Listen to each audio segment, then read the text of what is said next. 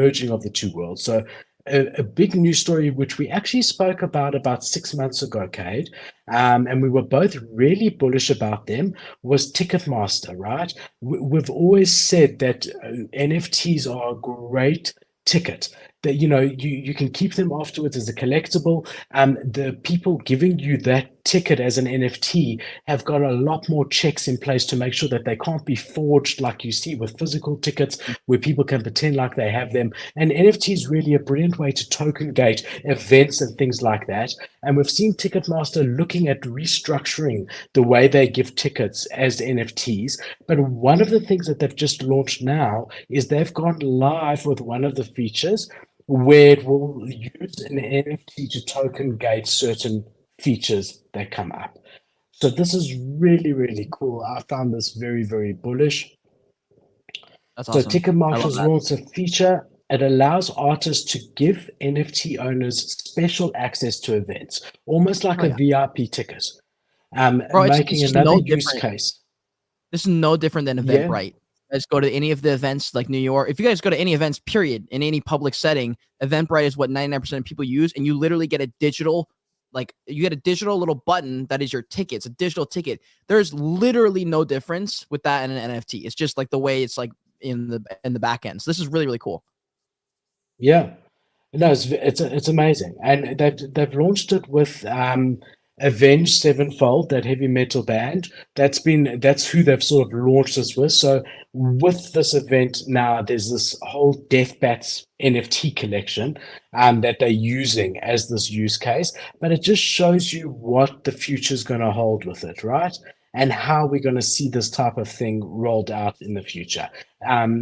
They've said, yeah, let's hope a lot more bands follow. And it allows people who hold the NFT not only have a commemorative digital thing that they can remember it by, but they will also get access to additional features that no one else gets access to.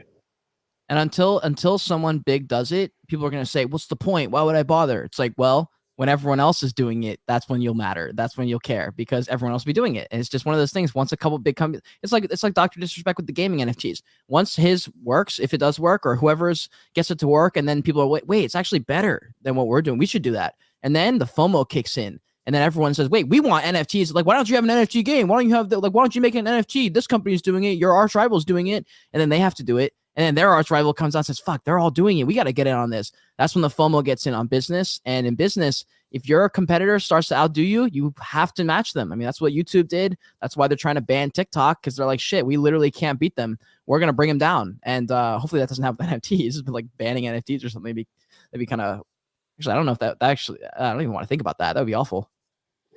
Good geez, Cage, you just went from the highest high to the lowest low, I know. all in like, wait a minute, this is the future, it's all happening. What? They Uh, banning NFTs? That would be terrible. My whole life that would would be be over. terrible. Don't ban Yeah, NFTs. no, I don't want to put the energy out there. Sorry. I take it yeah, back. no, I don't. Yeah, I don't think anyone was considering doing so.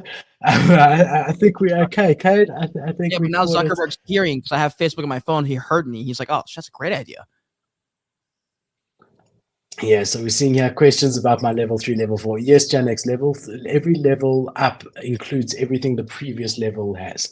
So level 2 will include everything level 1 has, plus a couple of extra benefits, and so on and so forth. So everything includes one level up, plus You whatever should was on the previous level. But it does say that. I was gonna say, like, I Mm. don't know if your package includes trading. Like, mine doesn't include trading yet until I get better at it. But like, that would be an extra incentive because you do No, it have a does. really It does. friends. So I can Okay, assist. nice, I can assist, like you can choose what you want guidance. Yeah. So if you wanted to launch an nice. NFT project, you could use that 45 minutes to pick my brain if you want. If you want help on trading, you could do that. I mean, whatever you think I could add value on. But enough sales talk. Enough sales talk. I just want to say thank you to everyone for being here. We appreciate you.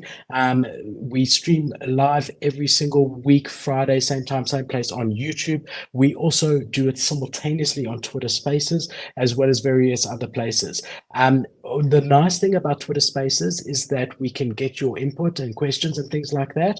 I've got 2 more stories, and then we will be finished, Kate. So anyone in the Twitter Spaces, feel free to either request to speak and you can chat about whatever you want, or if you don't want to talk, some people like don't want to talk, just type your question in the spaces, and when we get there, we'll go to you. We'll say hello, whatever's on your mind, happy to chat about.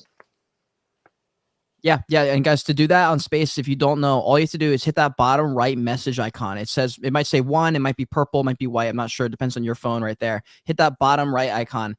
Well, first off, hit the retweet button if you're enjoying the space. Retweets and likes are the best way to support. So if you retweet the space, more people can see it. And then right there, if you hit that message icon on there under the space tweet, you can actually just leave a comment or leave a question or whatever you want to say, especially if it's something that we talked about today in the show specifically. We'd love to reopen that can of worms if you want. So definitely hit us up.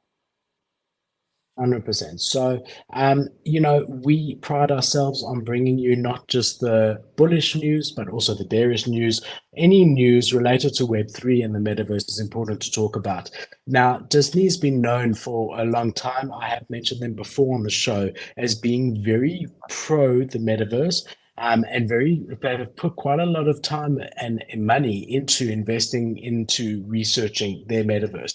We especially saw this during COVID lockdowns when they realized that no one was coming to their parks, and they became very interested in this. So much so that they've created a metaverse division which hires hundreds of people. And I actually, in my real world stock portfolio, bought Disney shares about a year ago because I was so bullish on them, because they actually mentioned the metaverse in their report to their normal shareholders. Wow. As it stands now, those shares have actually gone down, but most shares have gone down. But unfortunately, with what's happening in the world at the moment, we've seen Disney have to lay off 7,000 staff members, of which 50 of those staff members were people in the metaverse division. Now, I think 50? It is quite 50. Oh, that's not so bad. Well, the real question is, what is the complete size of the metaverse division? So what percentage of... No. So they laid off in total, Disney themselves laid off 7,000 people across their entire business, of which 50 of those were from the metaverse division. Now, I'm just assuming and imagining that metaverse division is not stronger than 100, 150 people. Probably not. So it's not great to have a half of a division or a third of a division cut, because that means that maybe they're not as bullish on the metaverse as they previously were. If they had 10,000 people... It's just like time, bro. It's just gonna take a minute. I think everyone around is just cutting a little bit of, like, they're basically just trimming the fat. When I was talking to Pio about this, he's like, when Twitter cut down 80% of its staff and then nothing really changed, he goes, that means they had fat. And he goes, for every company right now, they're realizing they got to trim some fat. And I think that's what it is. There's probably, 30 people who are crushing it, and all the 50 that they fired are kind of like, yeah, you were great, but we don't actually we don't really need you. Like, you're not actually doing much, and I think that's a lot of tech jobs. I mean, even the ones that are needed sometimes are getting cut just because they're not ultimately 100% necessary for a world that's being built that's going to take another 10 years. They're like, look, the market will come back. The interest will come back. When it does, we'll rehire. Right now, there's no interest and there's no benefit to having this many people right now. Okay, so I just typed into Google how many people in Disney's metaverse division, and they say around 50 employees. Oh, no. Hold on. Wait. The team is thought to have been made up of around 50 employees, and was exploring how Disney... I just asked Google. Fuck the merge, bro. The merge is a fucking liar. Click on another one. Merge. I don't trust the merge. What are they? What are they merging? Oh, no, it says the entire metaverse division right below it. Yeah. Well, I mean, again, we don't really know. No, bro, just close this out. No, just close the segment. We're just gonna nobody talk about this side. We're just gonna move on. Well, look, I mean, I think we've done our job in bringing you the news, and I doubt they laying off the entire division. They've invested too much in it, but I do think it's a big amount of the division. I think that is important to keep in mind. Then moving swiftly on, we've got Blur leading us on. I mean, I'm not Blur farming so much. I have done that a little bit, but I'm not like Machi Big Brother here who's spending millions and every day, all day. I don't have millions and I don't have every day, all day. However, I would be quite upset if I was expecting to only get double my points for 4 weeks, and then I work for 4 weeks to get as many points as I can. And at 3.5 weeks, they come and say, hold on, we're extending it another month. Yeah. Because now, first of all, I have to do that for another month. But second of all, and the bigger problem over here is that it means that more people have more chance to get points. There's going to be more points in circulation because there's now another month to earn points, which means the points that have been earned to date are going to be worth less than they would have been if this had ended when it was supposed to end. Now, I mean, you guys know me. I don't mind things being changed if things weren't promised up front. But the same as my FUD with Moonbirds was because certain things were promised and changed after the fact, substantial things. I think that's the same here. I mean, I'm not as angry. I'm just saying, I don't think it's fair to the people who have been actively farming to now all of a sudden extend it for another month and release more of these double point tokens into the ecosystem. Do you have the second announcement that maybe would explain this from the DeGods? Do I have the second announcement from DeGods? Yeah, so I was gonna say, well, this if you is want to Blur, make so right? yes, DeGods and Blur. So it just saw this like this morning, like a couple hours ago. But DeGods just put an announcement. DeGods has some kind of collaboration with Blur, and that's all they said. But they made an official tweet on DeGods' official Twitter and said DeGods times Blur. And I said, oh shit, that's what's going on here. So I think that's probably why they extended it, because they're like, fuck it, let's extend this a little bit. You know, like DeGods and Utes have a lot of fucking energy right now. It was, and I'm not 100%. It's either DeGods or it's Frank, one of the two guys, whoever's like, but it was their official account. But if you go down, I see that chat, but I must be on. So it says DeGod is migrating to Ethereum tomorrow. Set a reminder. That's from Blur, and they had a spaces discussing their partnership. No, here it is. But I don't agree with you that that's the reason for Blur. I think you're giving too much weight to. I do think that we actually saw this with their first airdrop as well. They were supposed to launch and then they delayed it and delayed it and delayed it. From their side, it just makes sense. They want to keep it as much trading as possible for as long as possible, right? That's what they're trying to do here. Blur. So for them, it sort of makes sense to say, okay, you know what? Let's just say, Kate, when the second airdrop happens, what are they going to do to incentivize the trading on Blur? They're going to have a third airdrop? Or do they just continue this? So to stretch it out as long as possible to keep that trading going on sort of makes sense. It's just they could have said from the beginning, look, we're not giving an end date to this. But instead they said double points until the end of March. And now they've come out and said, no, we're now increasing that until the end of May. I think what they're trying to do is get some muscle memory for these traders, because these traders, I think what they're trying to do, also, if you want to, yeah, there we go. I was going to say, we don't have to be so tiny, but with Blur, I think because Zeneca is like in charge of a lot of the stuff with Blur, I think that what they're really trying to do, because he's a pretty big brand builder, I feel like he knows what he's doing, and I want to believe it's not just for like silly purposes and dumb decision making. I think it's because all they want to do is get people using Blur a lot for a few months straight, to where they're like, man, this is just better than OpenSea. I'm just going to keep going here. Like, and it becomes less about the rewards at a certain point. And I think by the time May rolls around, they're just gonna be like, oh, great, like I got a few extra points here, but I fuck with Blur a lot, actually. And then maybe the rewards don't need to be as important. But I think they're just working on the muscle memory of working on Blur and, I agree. and trading on Blur. I think that's definitely true. I don't think it's just one thing. I think there's a lot of benefits to them trying to extend this. It's like me saying, Kate, I'm going to pay you $2,000 at the end of March if you do X for me. And then I say, thank you. You know, Kate, well, end of March is already now. I'm talking about end of March 2020, 2409, whatever. Kate.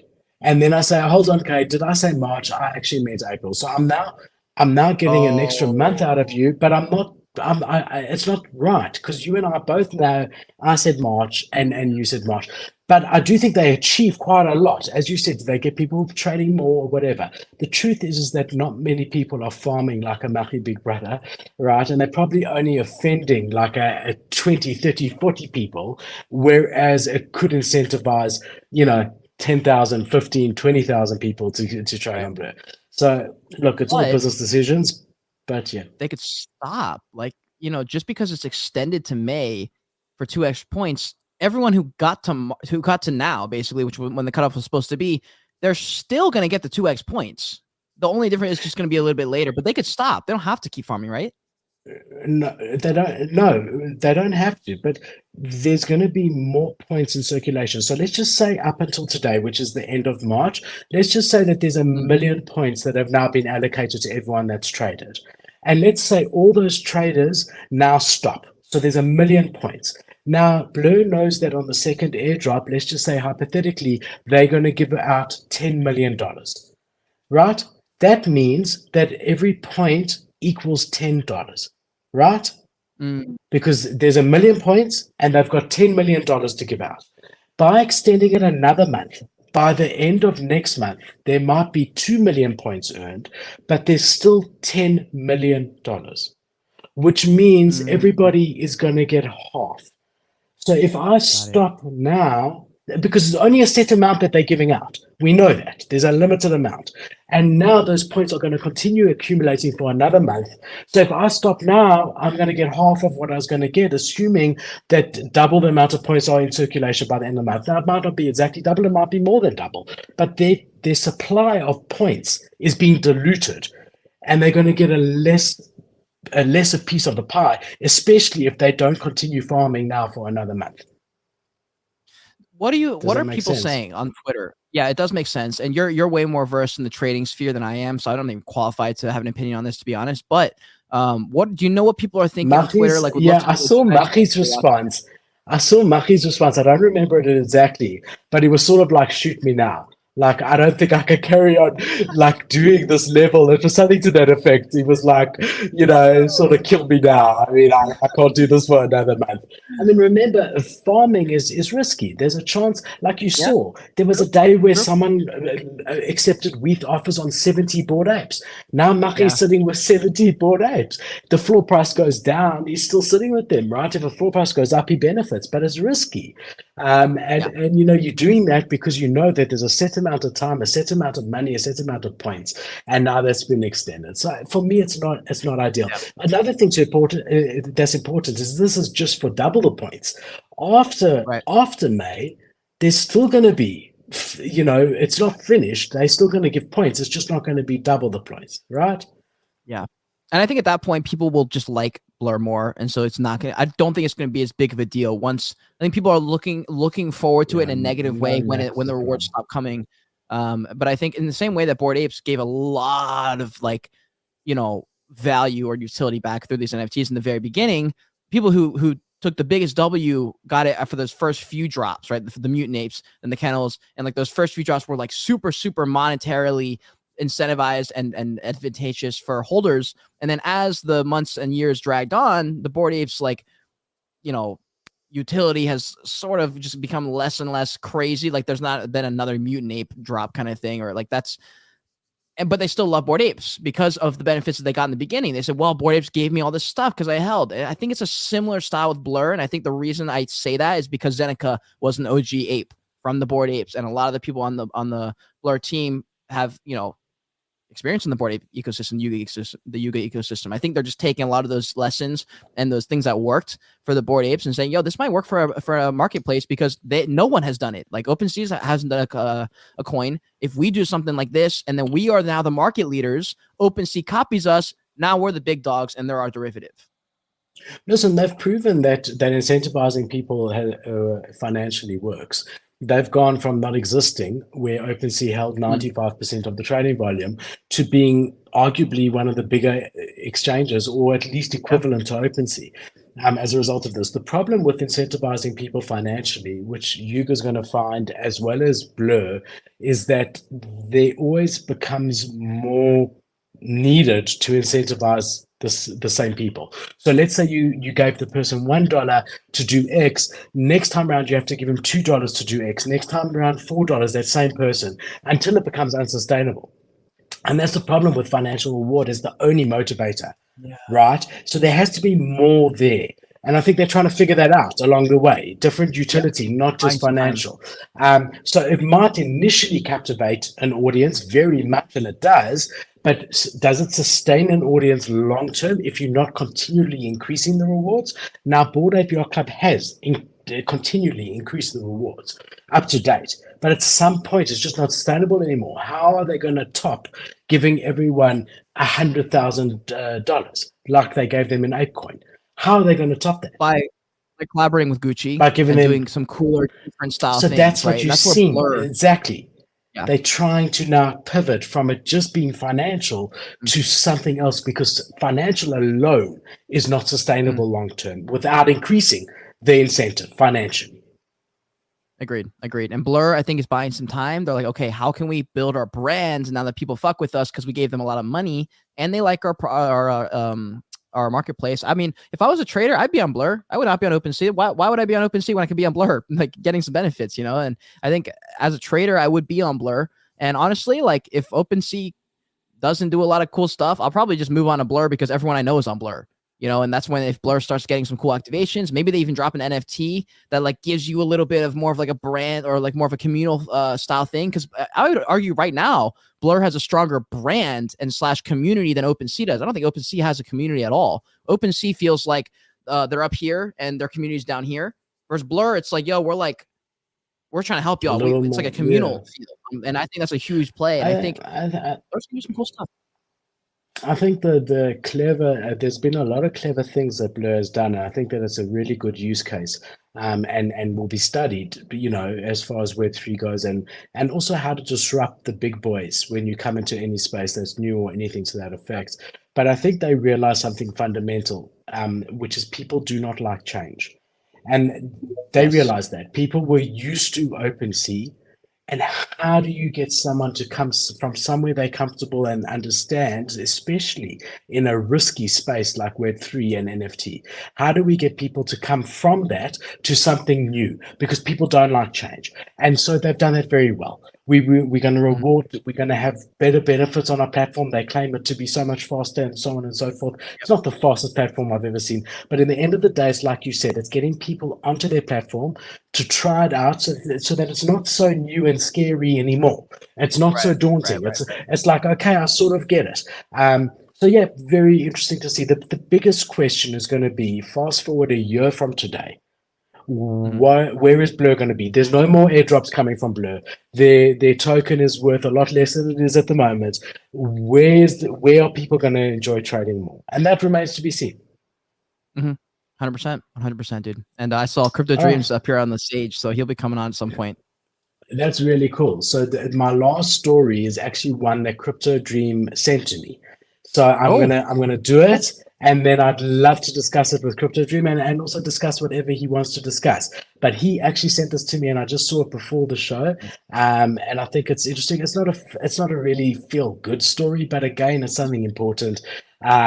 You know, we're not here just to make you feel good. So first of all, credit to Crypto Dream for sending this to me. It's from Watch Your Guru, and it says here, user government is going to sell 41,500 Bitcoin, which equates at today's value to $1.2 billion, connected to Silk Road. So, you know, basically this Bitcoin was seized by the US government, and the US government with this amount of Bitcoin actually is one of the largest holders of Bitcoin. And they now finally at the stage where they're going to be offloading this Bitcoin and converting it into dollars. Now, it's a lot of money to convert, and it could temporarily affect the floor price. Now, we saw the same sort of concern with the Mt. Gox Bitcoin, and that is slowly being sold off, and we are seeing that. But despite that, we've seen cryptocurrency holding up quite nicely recently. So it is going to be interesting to see exactly the effect that this has.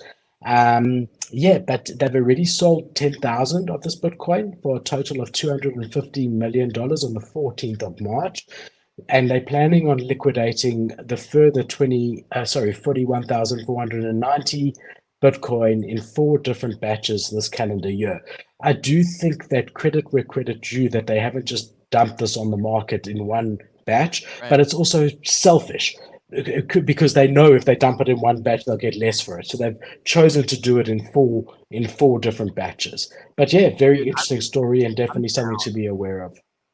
I am so down for the US government not having Bitcoin. Like I'm super down for that because it reduces their market share that they have in Bitcoin. I'd rather them not have 41,000 Bitcoin because they have control over Bitcoin a little bit. If they have 41,000 of them, that's a ton of Bitcoin.